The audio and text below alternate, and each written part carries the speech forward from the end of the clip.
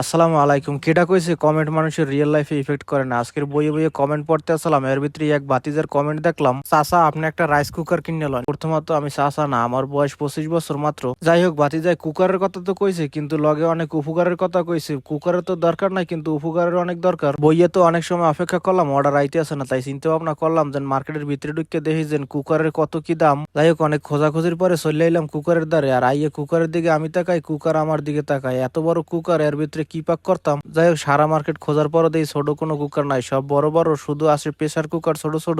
অনেক ঘোরাঘুরি করে আখেরকার হতাশ হয়ে বাইরেই পড়লাম বাইরে। এরপর আইয়ে কাজ শুরু করলাম, কই অন্য কোনো মার্কেট দিয়ে কিনবানে। রাইতে বাসায় যাওয়ার পরে চিন্তা ভাবনা করি, অনলাইনে সার্চ দিয়ে দেখেছেন কি অবস্থা। অনেক সময় খুঁজে খুঁজে বাইর করলাম একটা, কম দাম আর সাইজও ছোট আছে। অর্ডার করে রাত্রে ঘুম পারলাম, আর সকালবেলায় দেখি ডেলিভারি চলে আইছে। কুকার কিনতে যাইয়ে দেই আশেপাশে ঘোরাঘুরি করতে আছে, মোবাইলের একটা ট্রাইপড দেখে পছন্দ হইলে হেডারও অর্ডার দিয়ে দিলাম, সাথে দুইটা লাইটও দিয়ে দিয়েছে ছোট ছোট। যাই হোক, কুকার সম্পর্কে বোঝার লাগে আমি আর আমার সাদিকে দুইজনে মিললে প্রায় অনেক সময় পড়াশোনা করলাম। যাই হোক, এরপর সুন্দর মতো চাউল কটা ধুই আইনে ববাই দিয়ে তাকাই রইলাম যেন কেমনে দেখবো ভাত হয় এটার ভিতরে। তাকাই দেখতে দেখতে ভাত দেহি রেডি হয়ে গেছে। চিন্তা করলাম রেডি হয়ে গেছে যখন, খাওয়া দাওয়া করে দেখি কেমন লাগে। তরকারি কিছুই আসল না, তাড়াতাড়ি দুইটা ডিম ভাজি করে বইয়ে পড়লাম খাইতে।